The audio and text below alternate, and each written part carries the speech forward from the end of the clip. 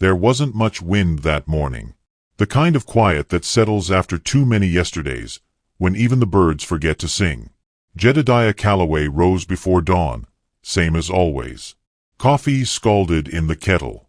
He stirred beans into water without blinking. His boots waited near the hearth like dogs that didn't bark anymore. Outside, the land was dry but clean. Pecan trees stood bone-thin.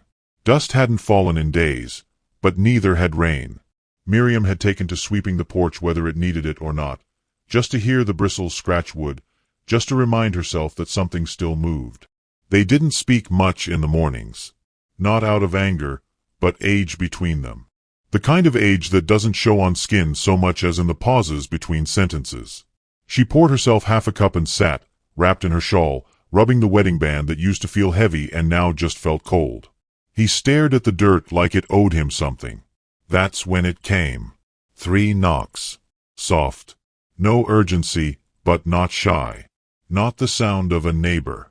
Not the sound of a salesman. Just hopeful. Jed froze. Miriam's brows lifted slightly. She stood. He didn't. Another knock. She opened the door. There, on the top step, stood a child. 5, maybe 6. Red hair tangled at the ends, scraped knees, shoes too big. She had a look in her eye like someone who'd memorized fear but hadn't yet accepted it. Behind her, smaller and quieter, stood another, no more than 3. Barefoot. Thumb in her mouth, holding something close to her chest wrapped in cloth. The older one opened her mouth and spoke, voice thin and tight, like she'd practiced the line for miles. "Can I clean your cabin for a plate of food?" The wind, silent all morning, gave a sudden sigh. Jed stood now. The girl didn't look up at him, not quite. But she saw him, tall, shirt cuff rolled, arms like logs stacked over years of fence work. His shadow stretched across the threshold, swallowing hers whole. He said nothing. Miriam's voice came soft, worn at the edges. "Come inside, sweet thing." The girls didn't move. "We've got stew," she said. The older one hesitated, looked to the little one, then nodded once, slow. They stepped in. Jed moved back as if making space might somehow make sense of it. He watched their feet, calloused, dusty, turned inward from walking too far on unkind roads. The cabin wasn't much. One room with a low-beam ceiling, stone hearth, and the smell of cedar and faint lavender. The kettle whistled. The stew pot breathed thick with lentils, carrot, and bone. Miriam knelt, ladling broth into bowls before asking a single question. She set them at the table, added slices of bread, and pushed the stool closer. The girls climbed up like they were trying not to be seen doing it. Jed stood by the door like a man watching a fire he didn't start. "What are your names, darlin'?" Miriam asked. The older one blinked. "Nell." The smaller one? She didn't answer. Nell stroked the child's hand. "She's Rosie. She don't talk much." They didn't offer a last name. Miriam didn't press. "You come from town?" Nell shook her head. The motion was quick, instinctive. "No." She looked at the food, then at Miriam, as if waiting to be told she'd have to work first. When no command came, she picked up the spoon and ate with slow reverence. Rosie mimicked her, still clutching the cloth-wrapped bundle to her chest. Jed's voice came low, unexpected. "Where's your folks?" Nell swallowed hard. Shrugged. "Gone." He opened his mouth again, then closed it. After supper, Miriam gave them quilts to sit on near the fire. The girls huddled close, eyes half closed in the amber flicker. Miriam pulled Jed into the kitchen corner. "They're babies, Jed. They ain't ours. They're nobody's. We don't know that. You saw 'em. Skin and bone. We got no papers. No word from the sheriff. No say if trouble comes knockin'." Miriam's hand found his wrist. "We always said if God sent children, we'd open the door. This don't feel like God. Maybe that's not up to us to decide." He sighed, rough, like air torn from gravel. "One night," he said. "That's all. One night." That night, Miriam stayed up, watching the girls sleep. Rosie had curled around her cloth-wrapped bundle. Nell twitched in dreams, hands still curled as if holding something invisible and fragile. Miriam wept quietly beside the stove, not from sadness, but from the terrifying weight of hope. In the morning, the girls were still there. Jed tried not to watch as Nell swept the hearth with a child's care, as Rosie sat on the porch counting rocks aloud to no one. By midday, Miriam was sewing 2 dresses from old drapery she hadn't touched in years. That evening, Jed saddled the horse and rode into town. Dust kicked up behind him like judgment. The town was small. 1 church. 1 store. 2 drunks who never left the saloon porch. Word traveled faster than wheels. "You talking in orphans now, Jed?" someone asked near the general store. He grunted. "Miriam lose her mind?" Another man said. "Too many years with no youngins'll do that." Jed didn't answer, but the words stuck like barbs under the skin. Back at the cabin, Miriam was brushing Nell's hair by the fire. It took time. The knots didn't give easy. Rosie had fallen asleep in her lap, the cloth bundle finally loosened beside her. It was a broken spoon. Carved. Child-sized. One edge blackened like it had been in a fire. When Miriam reached for it, Rosie stirred, and her body jolted. Her back tensed. Miriam saw it then. Just for a second. A stripe. Faint but unmistakable. The shadow of a welt long since scarred. She pulled her hand back like she'd touched flame. Jed returned in silence. Hung his hat. Watched the room. He didn't ask questions. Miriam met his eyes, slowly. He nodded once. Later, he lit the lanterns and sat outside, pipe cold in his hand. He stared at the stars that hadn't changed in 100 years, even though everything beneath them did. Inside, Miriam tucked the girls beneath quilts. Nell's breath slowed. Rosie's thumb found her mouth again. The house smelled of stew and smoke and a trace of old lavender. For the first time in years, the table had 2 spoons left in the wash basin. When Miriam turned to blow out the lamp, she paused. Nell had rolled to her side, dress fallen slightly from her shoulder. There, just above the blade of her back, was a second welt. Fresh. Raised like it hadn't even healed. Miriam gasped. The girl didn't wake. Miriam backed away slowly. Her hand covered her mouth. The lamp flickered. Outside, Jed turned, sensing movement. Miriam stood at the window, face pale as ash. He stepped inside. She pointed, silently, and for a long moment, they stood at the edge of something that couldn't be undone. 2 girls sleeping in borrowed quilts. One clutching a spoon like salvation. And the truth whispered in bruises. They hadn't just come for food. They'd come to disappear.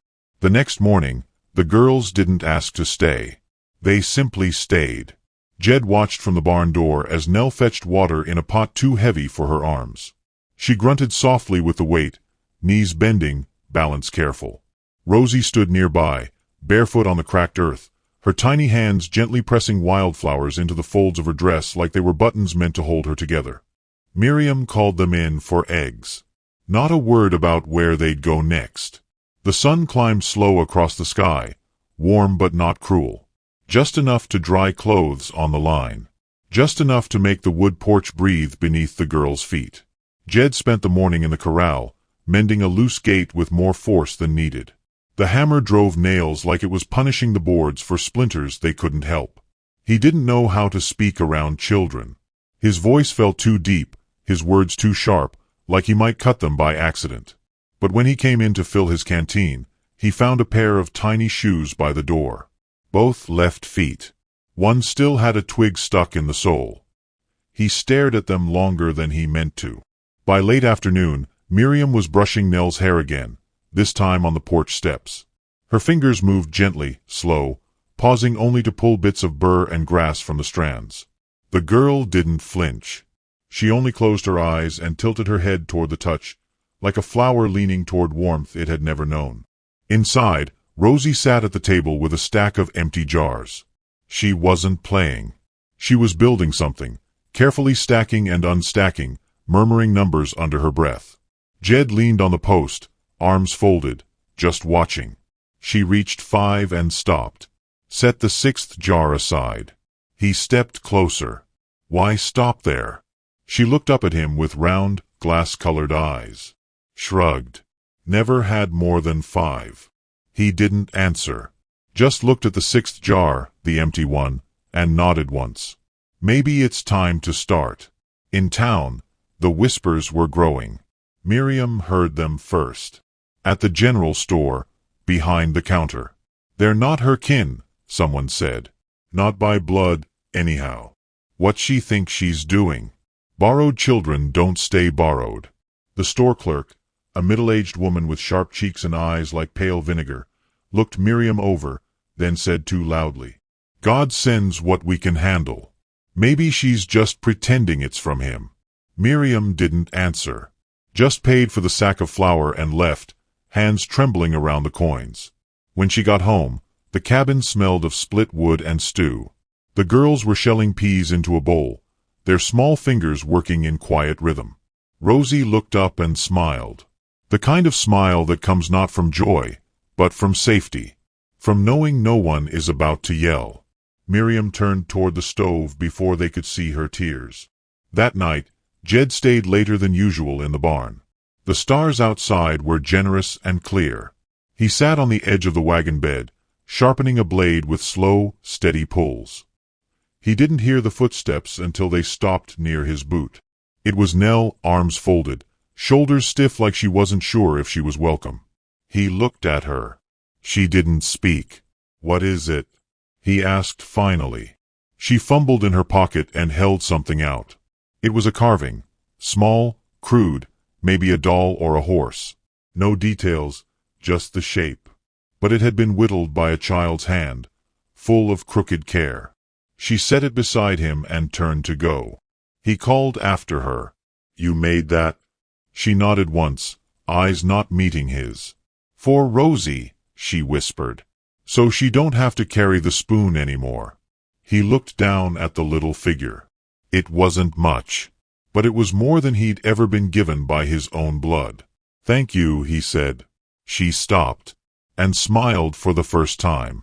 The next morning, they rode into town together. Jed, Miriam, and the girls. No announcement. No plan.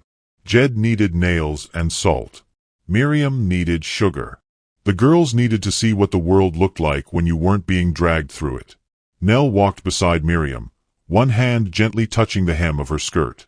Rosie clung to Jed's coat like a shadow, her eyes scanning every passerby. They went to the church first. Jed asked quietly if anyone had reported missing girls. The preacher looked over his spectacles, scratched his beard, and said no one had said a thing. Not in months. At the mercantile, the clerk watched them closely. Cute girls, she said. Nell pressed against Miriam's side. Rosie tucked behind Jed's leg. You find them, or they find you. Miriam answered without hesitation. They're with us now. Outside the store, a boy threw a rock near Rosie's feet and laughed. She yelped, nearly falling. Before Jed could move, Nell had stepped forward, fists clenched. The boy stopped laughing. His mother called him off. Jed knelt beside Rosie, placing a large hand on her shoulder. You all right? She nodded, still trembling. He handed her a peppermint from his coat pocket.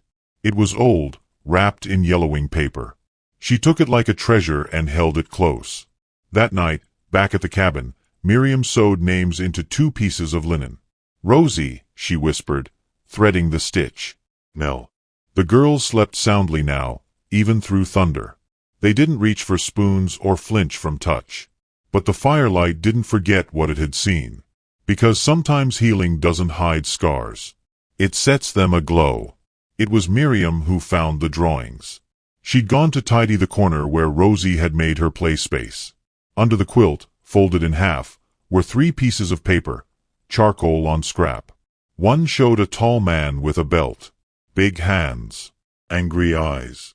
He stood in a doorframe. The second showed 2 small figures crouched beneath a table. One held a spoon. The other had a black mark drawn across her back. The third was a house on fire. A line of smoke curled like a question mark above the roof. Miriam sat on the floor and wept into her apron. She brought the pictures to Jed that evening, when the girls were asleep and the crickets were loud. He studied each one with a face like stone. Then he stood and walked out into the dark. She followed. They stood beneath the stars, and for the first time in years, she took his hand. "We can't undo it," she said. "But we can love what's left." He didn't speak. But he didn't let go. Later that night, Miriam tucked the pictures beneath the mattress, as if to say, "You are safe now. We'll remember, so you don't have to."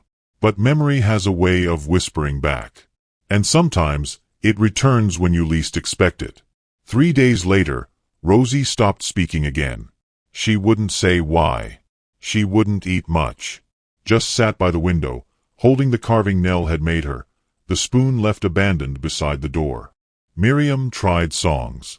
Jed tried stories, badly told, with stiff pauses, but the girl just stared at the trees. That evening, Jed fetched kindling. He bent down to gather sticks from beside the woodshed, and paused. Something caught his eye near the edge of the clearing. A glint of silver. He stepped forward slowly, one hand drifting toward the knife at his belt. Buried half in the dirt was a small, rusted buckle. Beside it, a boot print. Fresh and heavy. That night, the sky felt lower than usual. The clouds moved slow across the stars like ghosts trying not to wake the living. The air had weight, not storm-heavy, but watching. Like something old and cold was crouched nearby, listening for breath. Jed didn't sleep. The boot print near the clearing had settled in his mind like a thorn beneath the skin. He hadn't said a word to Miriam. Not yet. But he'd sharpened the axe slower than usual, with a carefulness that didn't belong to chopping wood. In the loft, Nell curled herself protectively around Rosie, who hadn't spoken in 2 full days. The carving was gripped tight in her fist now, not out of comfort, but survival. Like if she loosened her hand, it might disappear. At dawn, Jed went to the shed and checked the tracks again.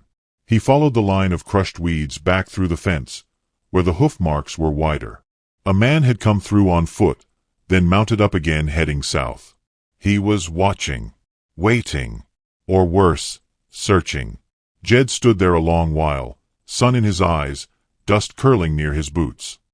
He could smell trouble in the earth, like ash that hadn't quite died. When he returned, Miriam was in the kitchen, holding Rosie's drawing again, the one with the man and the belt and the doorway that looked like a coffin turned upright. She said nothing, just set it down when she saw him and turned back to kneading bread. He watched her shoulders shake, just once, quiet, but he didn't touch her. They were still learning how to comfort each other in silence. By mid-morning, he took Nell with him to the corral. She didn't ask why. She just followed, clutching the hem of her old curtain dress, hair tied back with twine. "You ever held a fence rail?" he asked, handing her a small mallet. "No, sir," she said. He paused. "Just call me Jed." She looked at him, unsure, like stepping onto a frozen lake. "Yes, sir." He half smiled, first time in weeks. Then showed her where the nails went. She held them in place with serious little fingers, eyes never leaving the grain. It was the first time she hadn't looked afraid to be touched. "You fix things," she said quietly after a while. "I try. Can you fix people too?" He didn't answer. But his hand slowed, resting on the rail a second longer than it needed to. "Maybe," he said, "if they want to be." Rosie came out after lunch, following the scent of bread like a scent trail home. Her eyes were clearer now, less storm behind them. But she still didn't speak. Not even when Miriam brushed crumbs from her lap or offered her milk. Later, Jed caught her staring out the window again, toward the trees. He knelt beside her, voice low. "You see someone?" She shook her head. He waited. "You scared someone's coming?" "This time," she nodded. He nodded too. "Then you let me do the worrying. That's my job now." She looked up at him like she wanted to believe that more than anything in the world. That evening, Miriam gathered the girls on the porch steps and began reading from an old book of parables. Her voice was soft, words honey-thick, made for children who hadn't known lullabies. The sun lowered in streaks of gold and purple behind the hills. The horizon was stitched with silence. Rosie, for the first time in days, laid her head in Miriam's lap. Jed sat nearby, whittling another small figure. This one had braids, arms reaching out.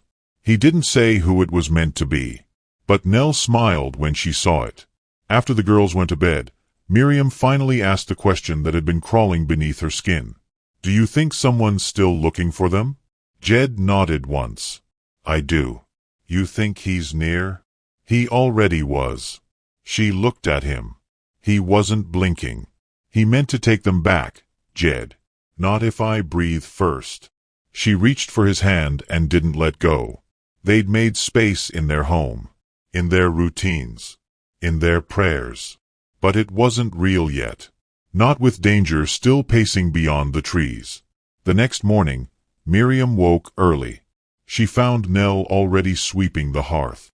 "You don't have to do that, darling." Nell shrugged. "I like when it's clean." Rosie sat near the window again, but her carving was now in Miriam's apron pocket. She had replaced it with something new, another drawing. This time, it was of a man with a hat, and beside him, two small girls, all three holding hands. Miriam brought it to Jed in the barn. "She drew you." He looked at the paper, said nothing, but the corners of his mouth softened. "You're more than just a roof now," she said. He kept staring at the paper. His thumb brushed the charcoal lines like they were written in wind. "She called me, sir, again." Miriam raised a brow. "You gonna correct her?" He exhaled. "Next time." That night, it stormed. Not thunder, not rain, but memory. Rosie woke screaming, fists clenched, sobs jagged like torn linen. Miriam ran to her first, held her, rocked her. Jed stood in the doorway like always, but this time he didn't stay there. He walked to the bed, kneeled. She saw him through wet lashes, panting, chest heaving. He reached out his hand. She didn't take it. Not yet. But she didn't pull away either. "I'm not going anywhere," he said. She hiccuped once, eyes wide. "You can sleep. You're safe. Nobody's taking you back." She leaned forward slowly. Not a hug, but something like it. Her forehead touched his shoulder. He froze, then softened, hand hovering above her back. "Can I call you Jed?" she whispered. He smiled. "Only if you stop calling me sir." She nodded into his shirt. The next morning, the world felt different. The air was lighter. The bread rose faster. Rosie hummed while washing her hands. And when Miriam caught Jed slipping the small carved figure into Nell's apron, she said nothing, just watched, and smiled through her tears. That evening, they lit a lantern early, though the sun hadn't dipped yet. Jed set a chair outside near the porch with a blanket folded over the armrest. "For who?" Miriam asked. He didn't answer, just looked toward the trees again. "Waiting." He nodded. "I don't run from men like him." "You think he'll come?" "He already has. Once. Maybe again. And if he does?" Jed looked down at the dirt like he could see the future rising from the tracks. "Then he'll meet someone who doesn't back down easy." She touched his shoulder. "We're not broken things, Jed." "I know. But there's one more thing we need to do." "What's that?" He stepped inside and reached above the hearth, pulling down a folded sheet of paper and an ink pen. "If they stay here, they're ours in truth. Not just feeling." "You're registering them?" He nodded. "With the church. With the state. With the world." She took his hand again, firmer this time. "They deserve a name that won't be taken again." Outside, the wind picked up slightly, just enough to sway the pine tops. Inside, Rosie finally slept without whimpering. And Nell, she began humming the same tune Miriam used when brushing her hair, like it had been buried somewhere in her bones and had finally found its way out. But the peace didn't last. Just after midnight, the horse neighed sharply. Jed was out the door before the second cry. Near the fence line, moonlight caught metal. Something had been nailed to the post. He walked up slow. It was a strip of leather. Too clean. Too deliberate. And dangling from it was a small buckle. The same kind Rosie had drawn in her first picture. The one the man had worn when he raised the belt. And beneath it, scratched into the post with something sharp, just one word. Mine. Jed stood in silence, the strip of leather swaying in the wind like a flag no one saluted. The buckle caught the moonlight just enough to gleam with cruelty. That one word, mine, scratched into the fence post with some kind of nail or blade, sent cold down his back. He didn't need to ask who. The man wasn't hiding now. He was circling, letting them know he was close enough to touch. Jed took the buckle down, folded it in his fist like he might crush it to powder, and returned to the house. He didn't wake the girls. He didn't speak to Miriam. He simply set the kettle on to boil and sat by the fire with his rifle across his lap. Morning came with heavy clouds and low wind. The girls rose to the smell of coffee and a strange silence. Jed didn't eat. Miriam moved like her hands were waiting for instructions. Her voice was gentle but clipped. She packed a satchel. Bread. Dried apples. A tin of matches. A spare key. She looked to Jed. Where do you want us? To the church, he said. For today. Tell Reverend Ames everything. Let him keep you there until I send word.